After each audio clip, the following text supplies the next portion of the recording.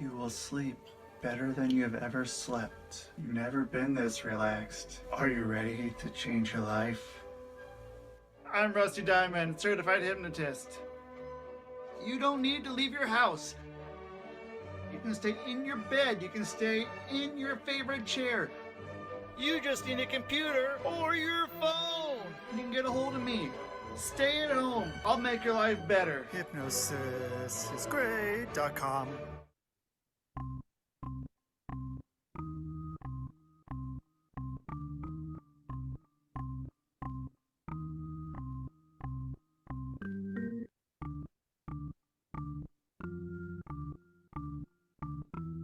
It's Rusty Diamond, motherfucker.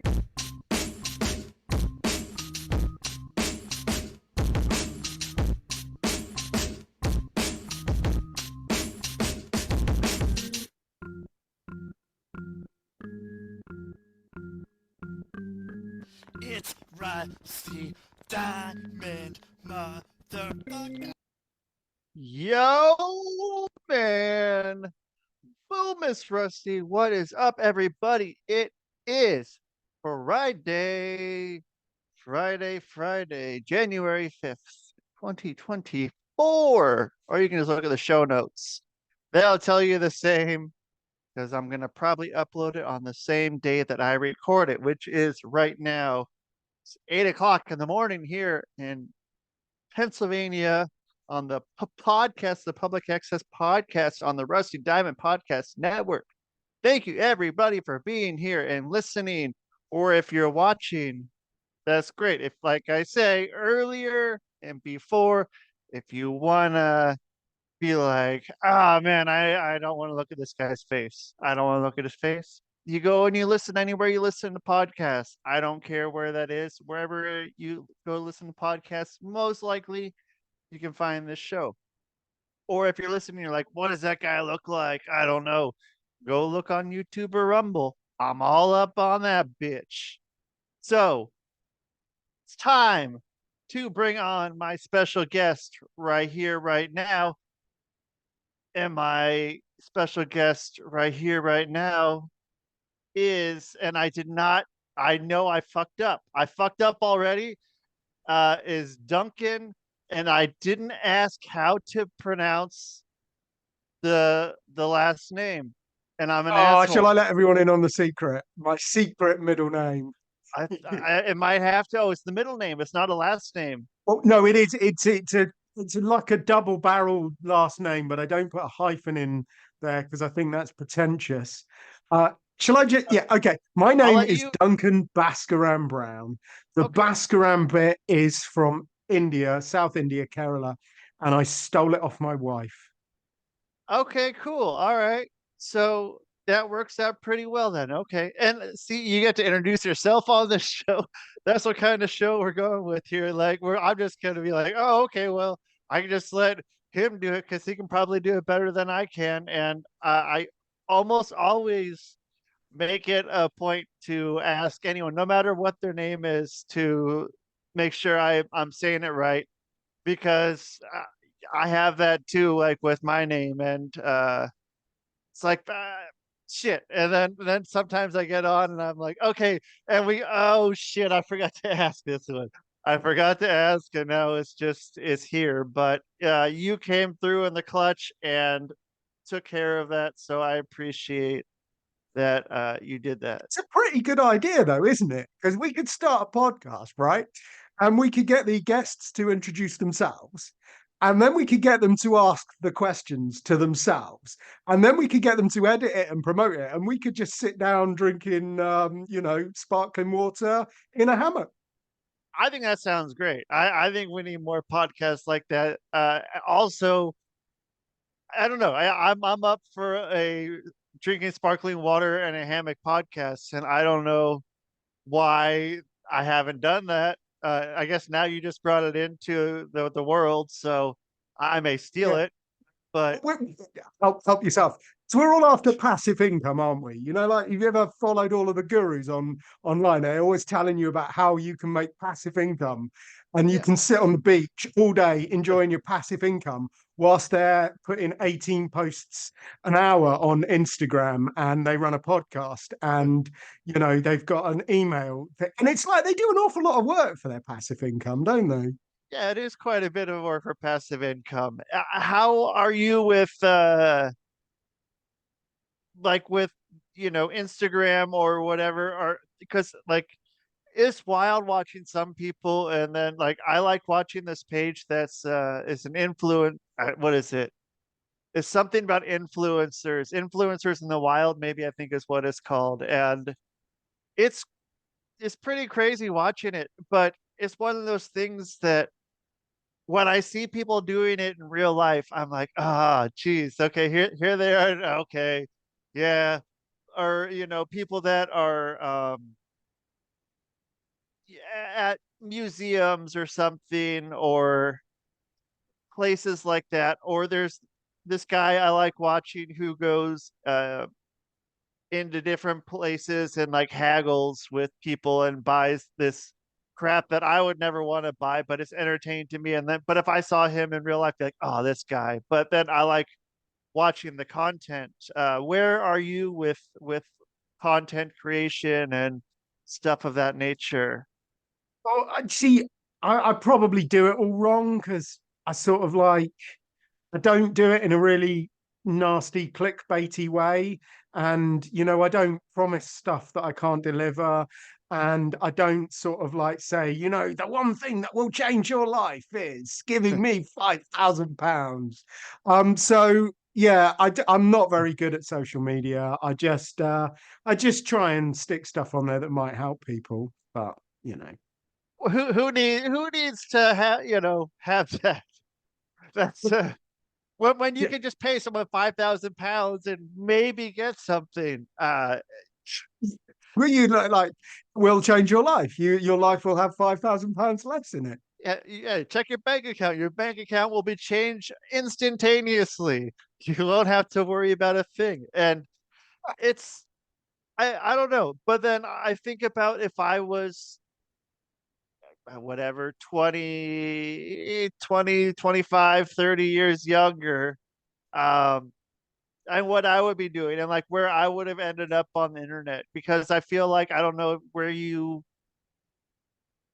I don't know, because it's interesting with people that are older than 20s, and older than that and older than that, uh, where you get up into my age. And you're like, I don't know, because like with the internet was sort of a thing then, but I don't know what I mean, like with what I was doing at that time, what kind of social media or video uploading presence I would have had. Like I was into making videos, so I don't know if I would have been like a YouTuber, or if we would have been like, because we used to go around and then you know go to the public access TV studio and make and edit videos there. But would it have been, I don't know, would that have been something I would have done? Or my parents would they have said,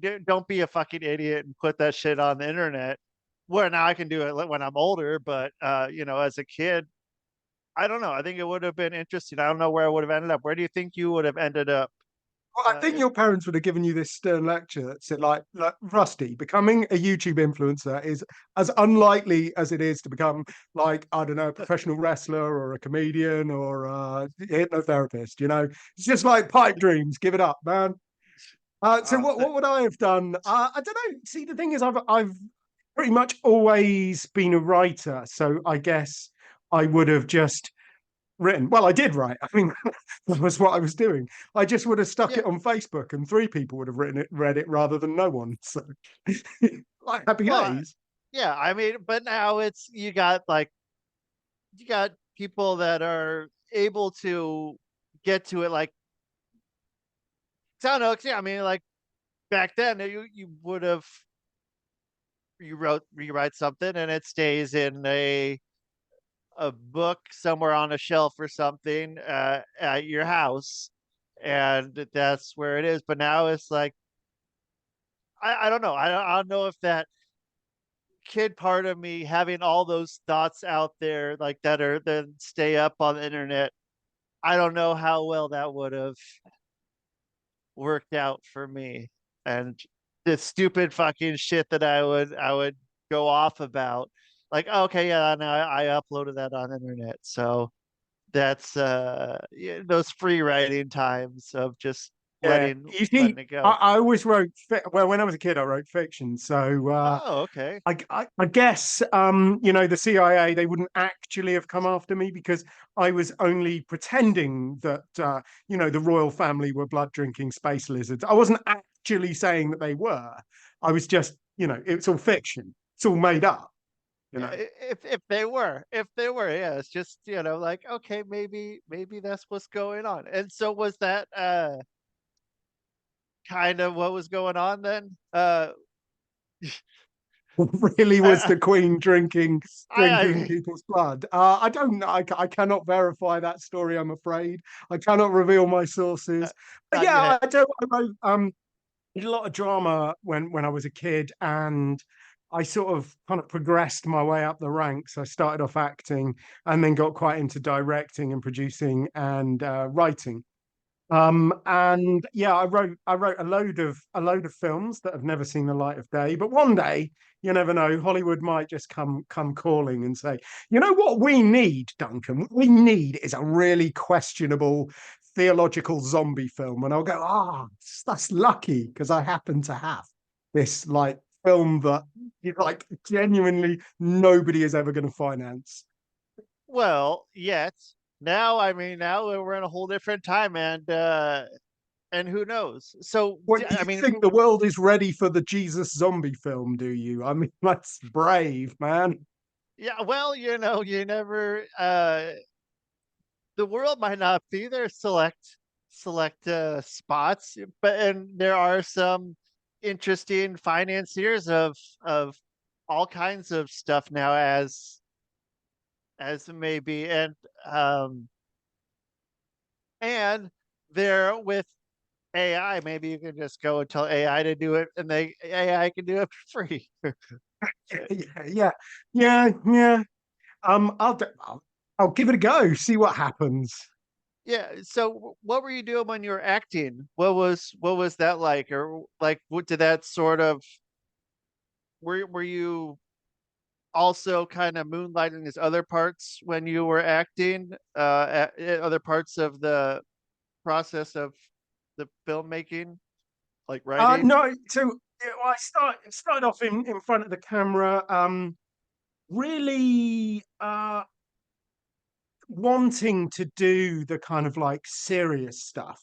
I did actually play Hamlet. I played Constantine, the Seagull, Anton Chekhov, like proper, really serious kind of dramery stuff. But honestly, all of the best stuff I did was the comedy where it was just mucking around and wearing silly clothes and falling over a bit. I think those are usually the people who end up doing, if not the best, close to the best comedy, are the people who are the very serious actors who one day someone's like, hey, you should do comedy. And because most of the time with very serious actors, comedy is like the low fucking totem pole there, like, oh, it's just that fucking, you know, it's not real fucking theater, Oh no.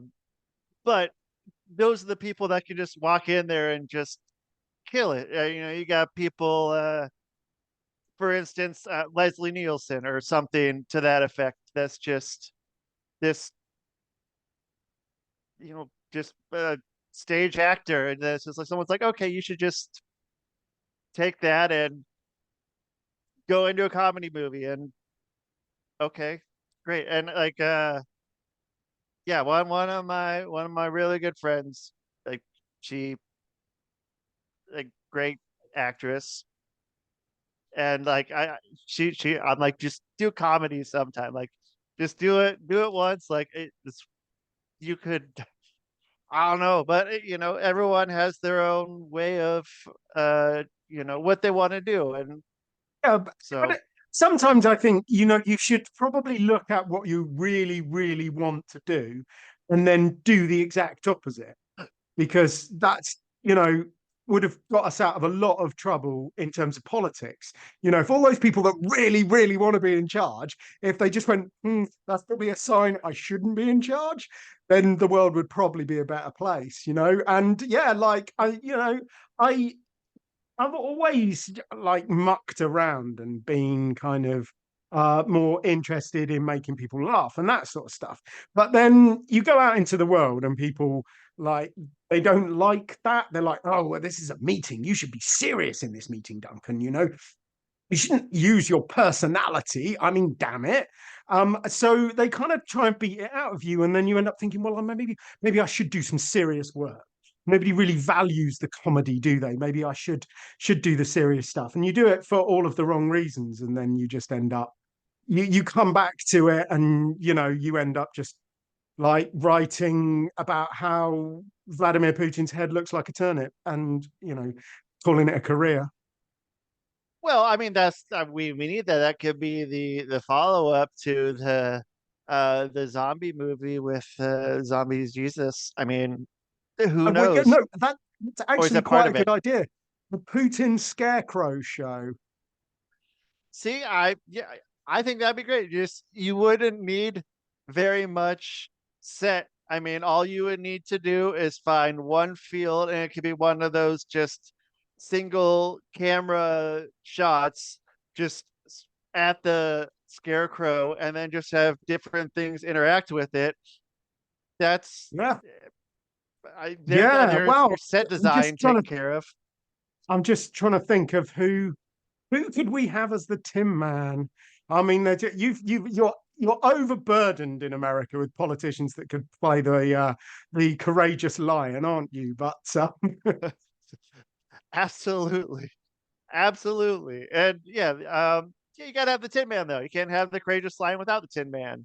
no. Did there's this thing like with the Mandela effects and all that stuff with the Tin Man having the gun in the movie, which was always something that one was kind of a one that I was like, I don't remember that, but I'll take it. I don't know how well I remembered watching the Wizard of Oz movie though, but yeah, the Tin Man's got a revolver.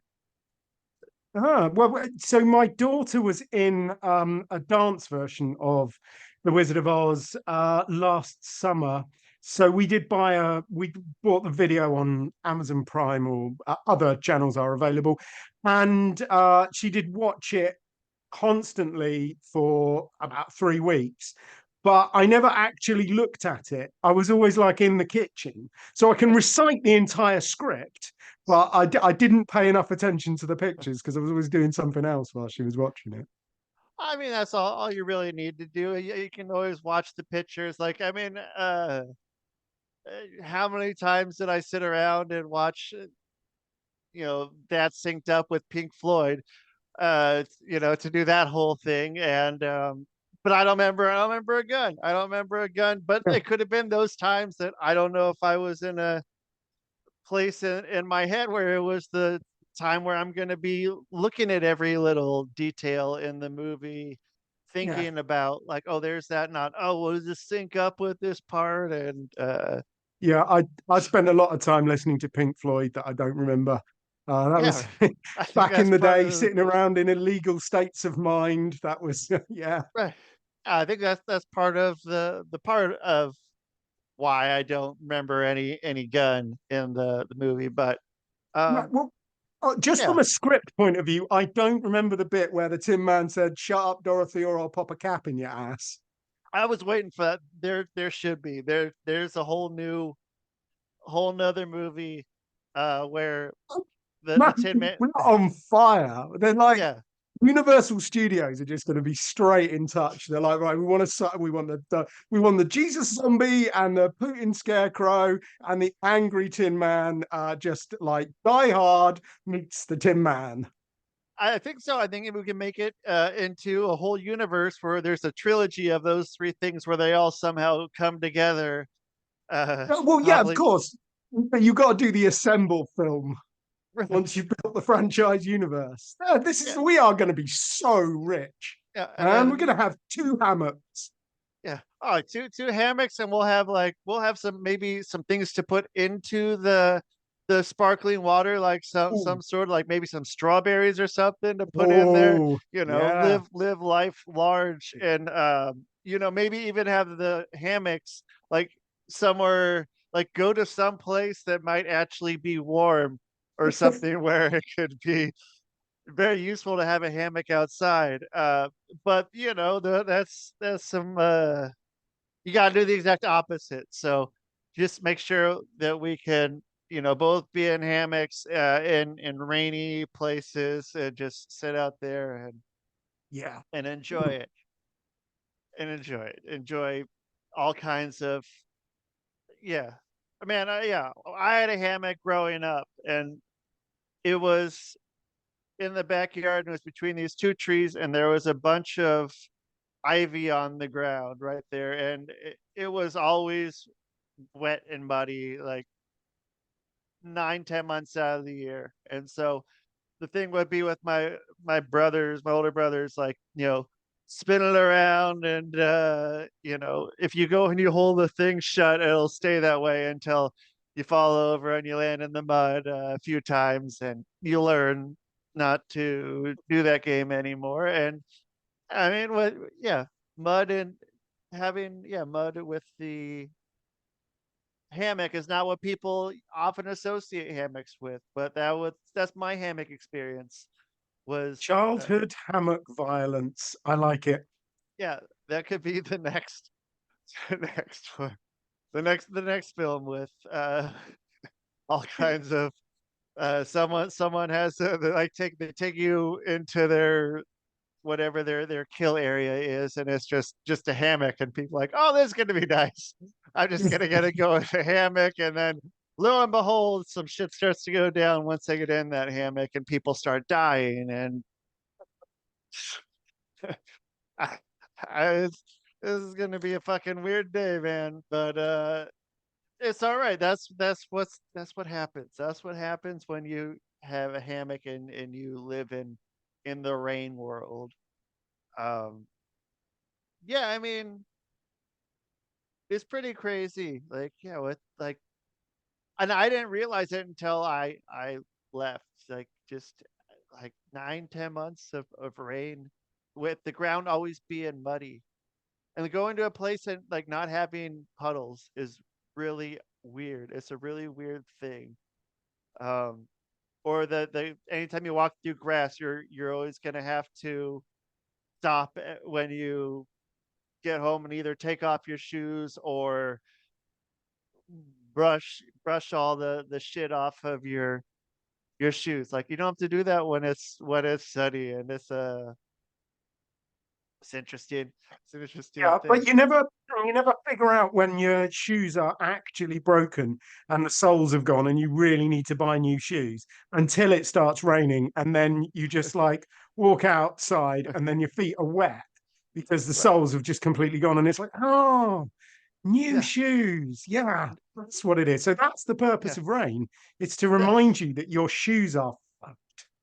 I do forget that. I do forget when it's like, oh yeah, it's a natural meter. It's something that you don't have the ability to have anywhere else. You don't get that feeling of then having wet socks for the rest of the day. And if you never had wet socks in a day, you don't know that, oh, okay, it's this time to change my shoes. This time the duct tape did not hold. I tried it. I tried wrapping it around a whole bunch. I tried, sticking stuff in there to fill it, stick some gum in there, and then wrap it. Still nothing. But yeah, it's time to get some new shoes. And yeah. Yeah, no, we've got a lot of rain going on at the moment. Our little river is so flooded. It was on the news. It's so flooded. Yeah, Oh I'm damn. acutely aware I need a new pair of trainers.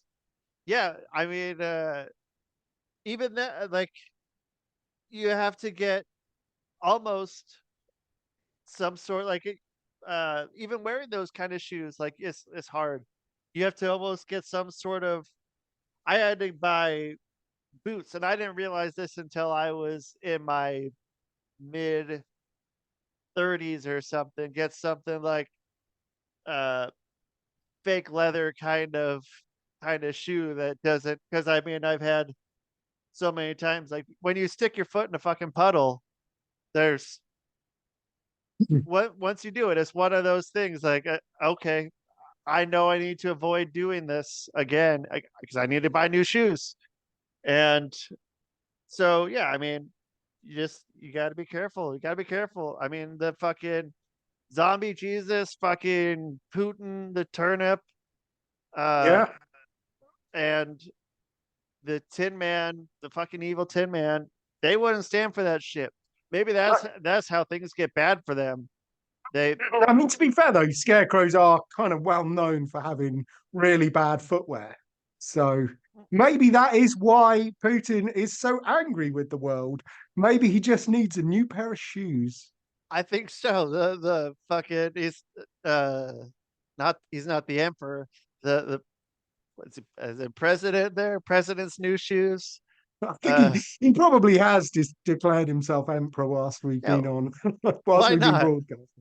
Why not? Yeah, the Emperor Putin needs new shoes. That'd I be a would, good children's book. I I mean, I don't know. Would you have to pay him royalties to use his likeness, or is it I okay with pub? honestly, I don't think he needs the money. I think he's Yeah, I doing all don't think right so. on that front. Yeah, I mean, because like you can't even for those people like that are they're whatever the rich list or whatever. Like he's one of those people that can't even like be on the list because there's no record of what his wealth is, and it's like okay, well, all right, yeah, I've basically hidden it so effectively you don't yeah, even know how much money I have. It's like, right. nice. But unfortunately, Vladimir, you can't spend it once they've strung you up. So too Right, bad. yeah. Once that happens, buy his fucking shoelaces.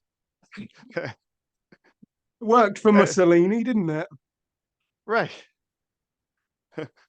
Yeah, I mean, like, yeah, it's so you guys, yeah, make sure your shoes are okay. If your shoes aren't okay, or someone you see someone whose shoes aren't okay, and if somewhere that's wet, make sure that they fucking got some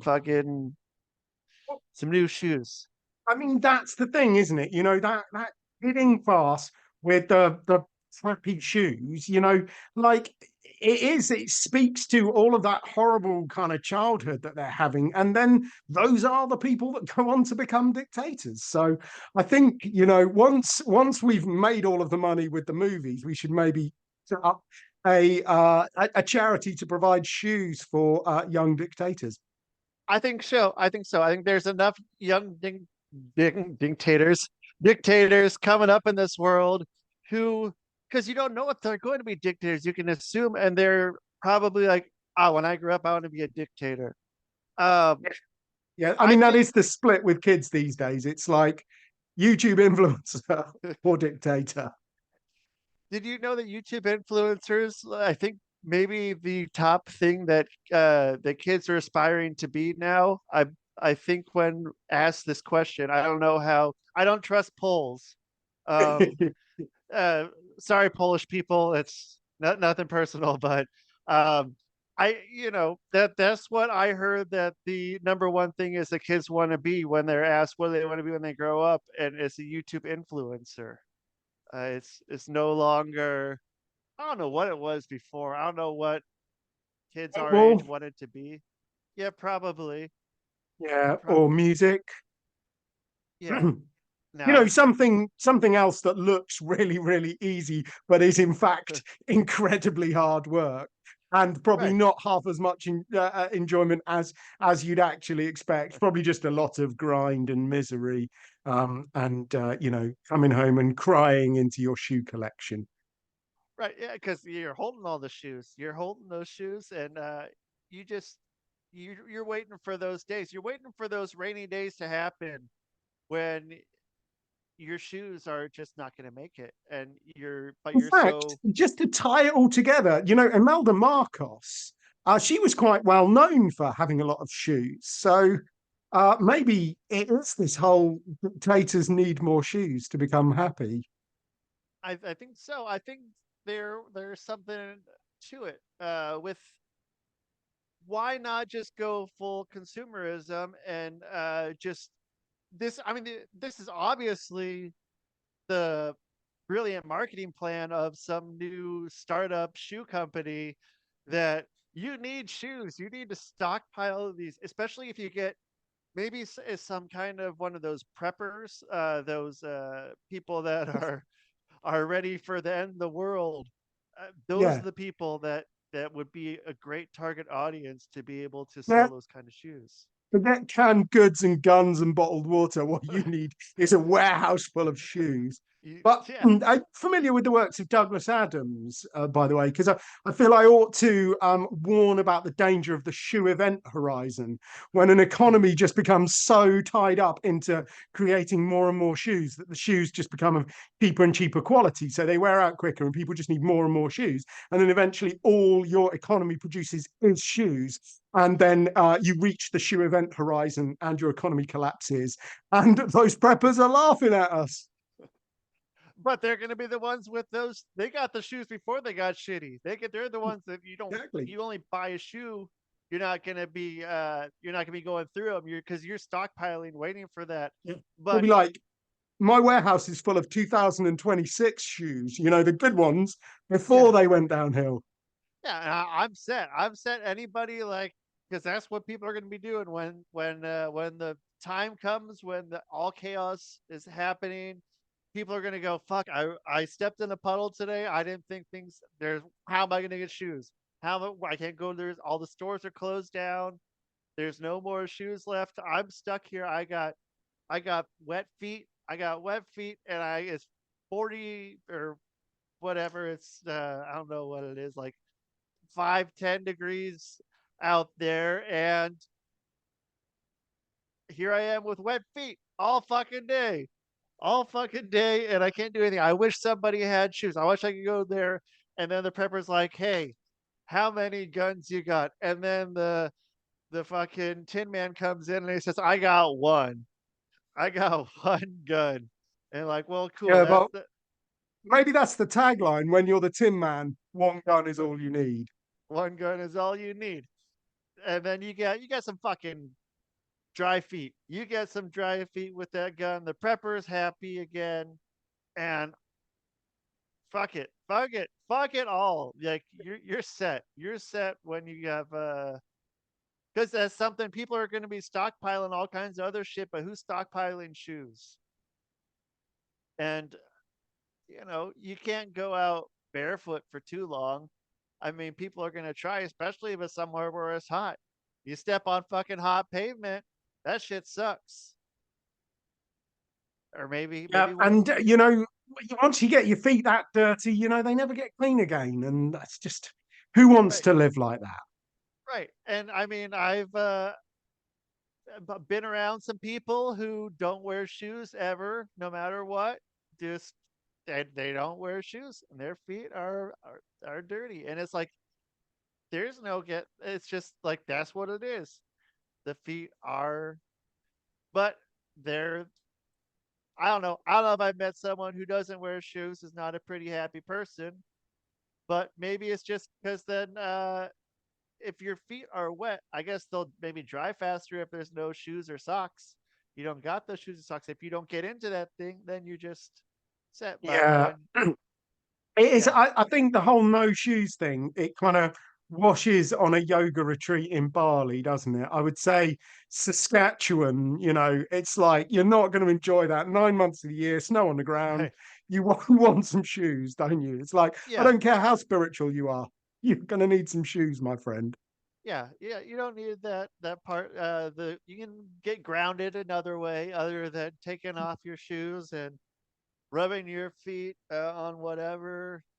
Maybe not carpet. If you want to rub it on carpet, that's cool too. Get some static electricity and then go and shock someone if you want.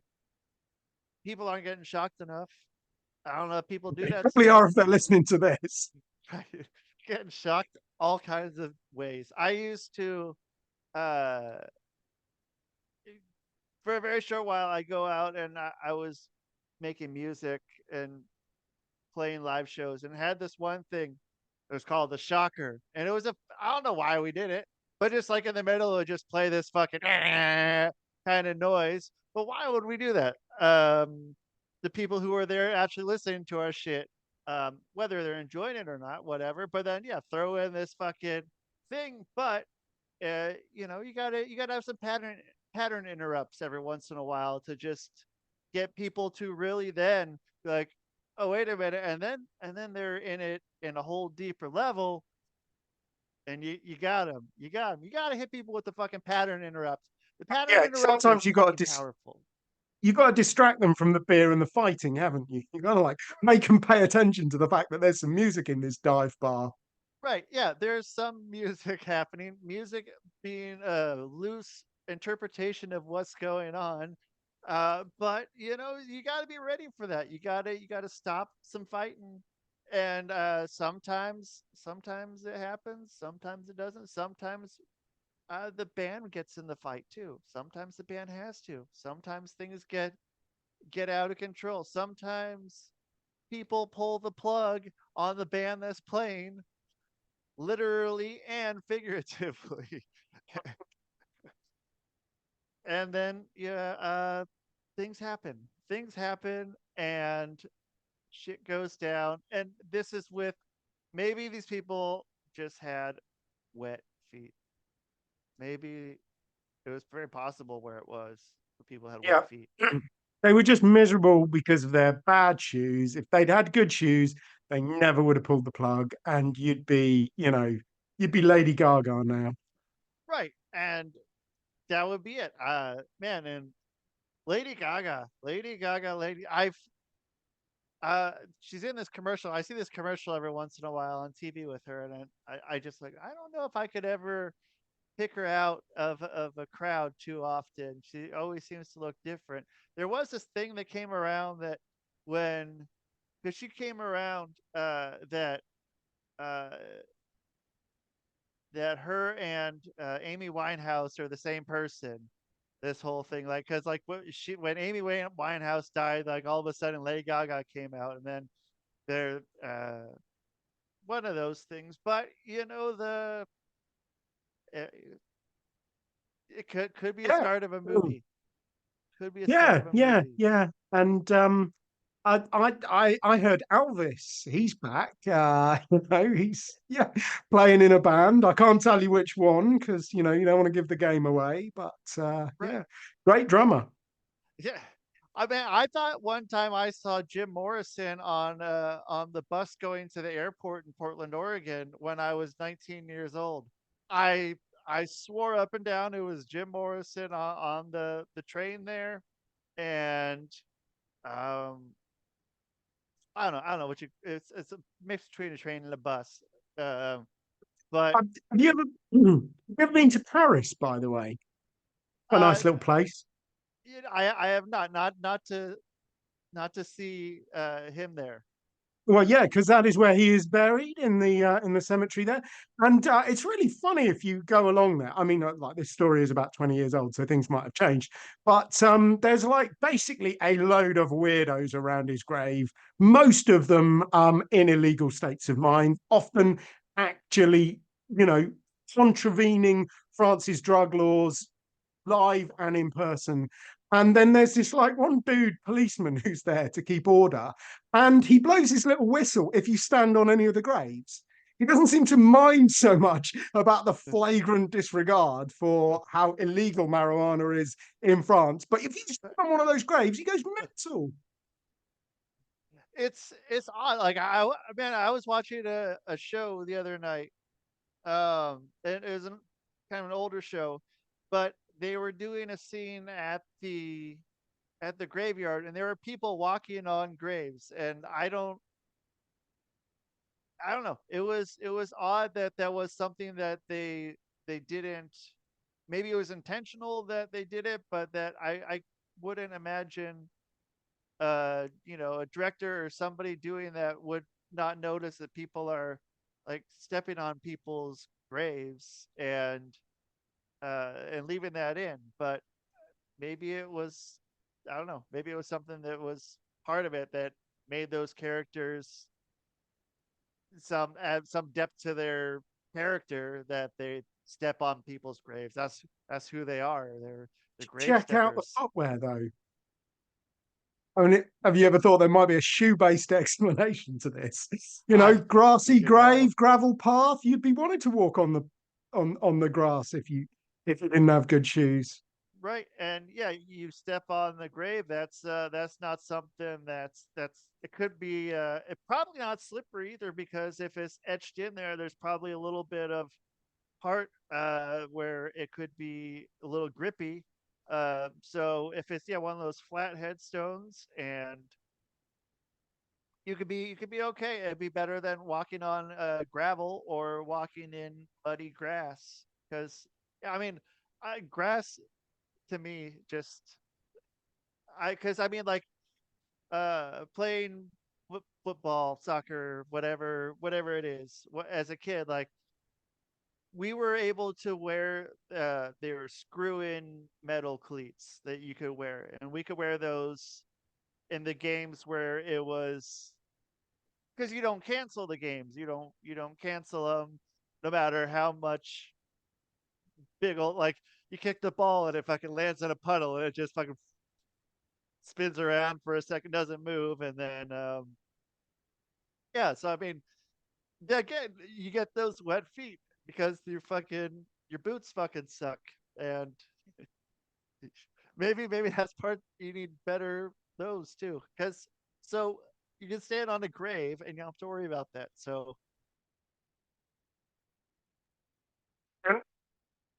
You're not suggesting wearing studs or cleats on graves, though, because that would be a bit weird, wouldn't it? And you're on mute, dude. I didn't unmute Okay, it because I wasn't saying yeah. anything important anyway. So that Oh, was good, my because way I of just thought for a second I might have just gone deaf, which would have been bad. what mid interview. Just since this is an interview, very much. I have my notes. I mean, I was gonna bring up something about shoes and scarecrows anyway. So like that was part of where I was on this, and I mean, during our 4-hour planning meeting, right. Right. And you gave me all the questions you wanted me to ask you right off the bat. You're like, please make sure you get this point and don't word it this way, or else I'm bringing the Tin Man. Tin Man's coming in there to fuck some shit up. So I'm like, all right, dude, all right, okay, I'll ask your tailored questions to you and make sure that everything's okay. And to get my last tailored question, how are people going to find you? How are they going to work with you? How are they going to read your work? well,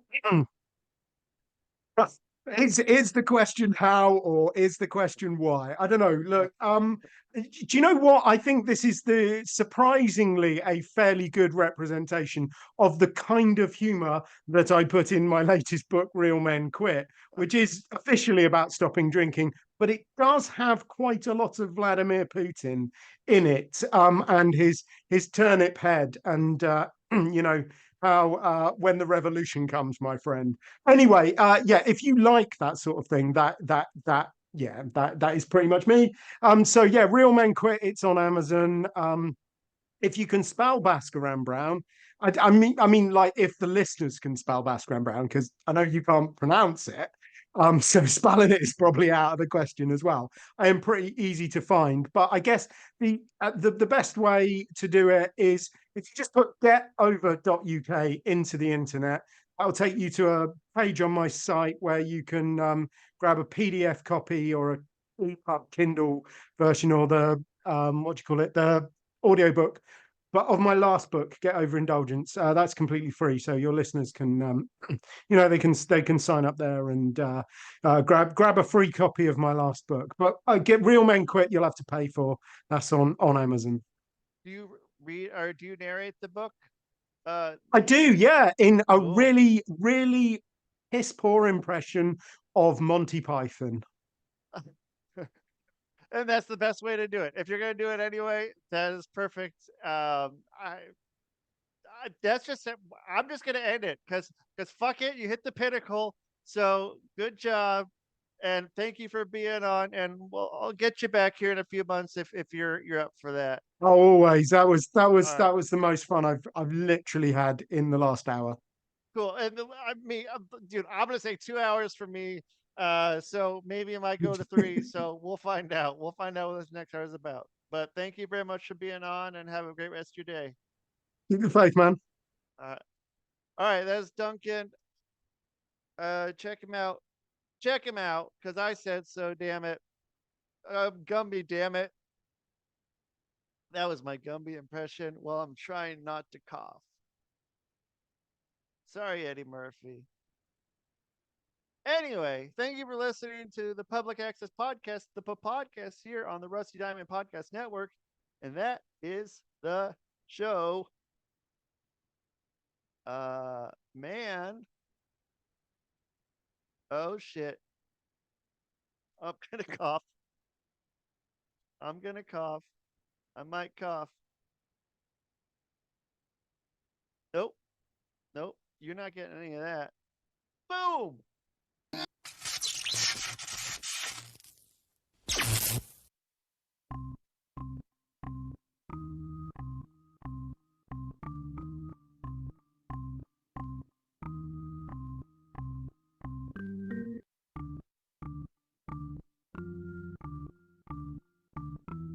It's Rusty Diamond, motherfucker.